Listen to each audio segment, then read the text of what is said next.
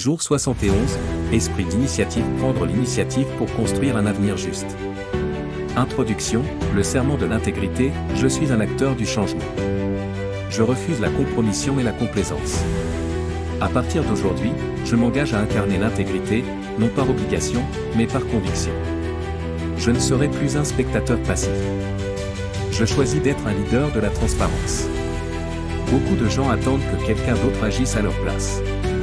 Ils voient les problèmes, les injustices, les opportunités de changement, mais ils hésitent, par peur, par confort ou par manque de confiance en eux. Aujourd'hui, nous allons voir comment développer un esprit d'initiative, prendre des décisions audacieuses et devenir un moteur du changement au lieu d'être un simple observateur.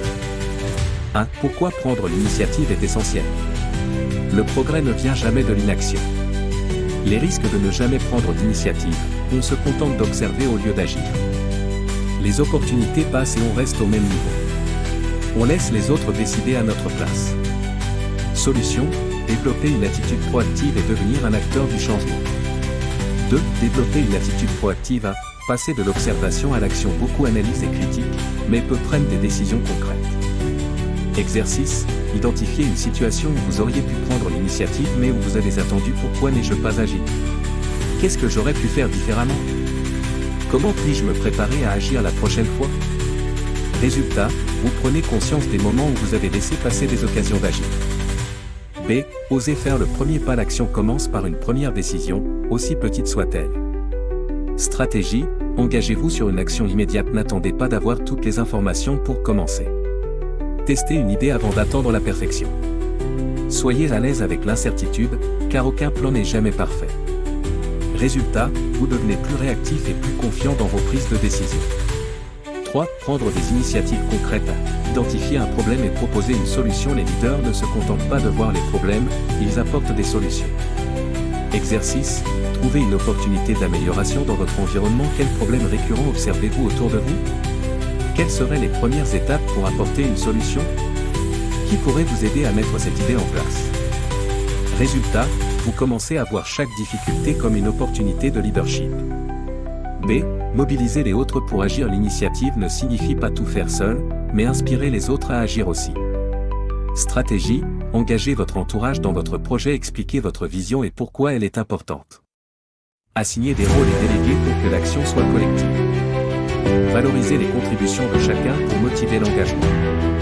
Résultat, vous créez un impact plus large et durable. 4. Dépasser les obstacles à l'initiative. Surmonter la peur de l'échec. Beaucoup de gens n'agissent pas par peur de l'erreur ou du rejet. Exercice, dédramatiser l'échec. Rappelez-vous une fois où vous avez échoué mais où vous avez appris une leçon importante. Voyez l'échec comme une étape normale du processus de succès. Fixez-vous des objectifs réalistes et mesurables pour limiter les risques. Résultat, vous développez une résilience face aux imprévus. B. Ne pas attendre la permission pour agir. Le monde appartient à ceux qui osent prendre des décisions et avancer. Stratégie, commencez avec ce que vous avez. N'attendez pas d'avoir l'autorisation de tout le monde. Utilisez les ressources à votre disposition pour faire un premier pas. Rappelez-vous que les grands changements ont toujours commencé par de petites actions. Résultat, vous gagnez en autonomie et en force d'action. 5 exemples concrets, l'histoire de Nadia, l'employé qui a transformé son équipe. Nadia travaillait dans une entreprise où les décisions étaient lentes et bureaucratiques. Ses collègues se plaignaient mais n'agissaient pas. Elle voyait des opportunités d'amélioration mais hésitait à proposer ses idées. Un jour, elle a décidé de ne plus attendre et de prendre les devants. Ce qu'elle a fait, elle a initié un projet pilote pour améliorer la transparence interne. Elle a mobilisé ses collègues pour tester de nouvelles pratiques. Elle a présenté les résultats à sa direction avec des preuves d'efficacité. Résultat, son projet a été adopté officiellement dans toute l'entreprise. Elle a gagné en crédibilité et en responsabilité. Elle a prouvé que l'initiative personnelle peut changer une organisation entière.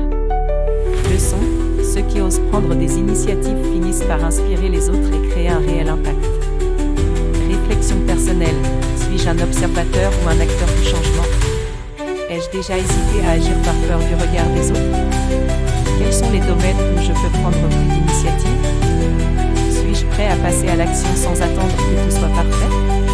Action du jour, prendre une initiative immédiate. Identifier une situation où vous pouvez apporter une amélioration. Définissez une première action simple que vous pouvez entreprendre aujourd'hui. cette action en place sans attendre. Chaque grand changement commence par une décision. Soyez celui qui ose aujourd'hui. Conclusion, le serment de l'intégrité, je suis un acteur du changement. Je refuse la compromission et la complaisance.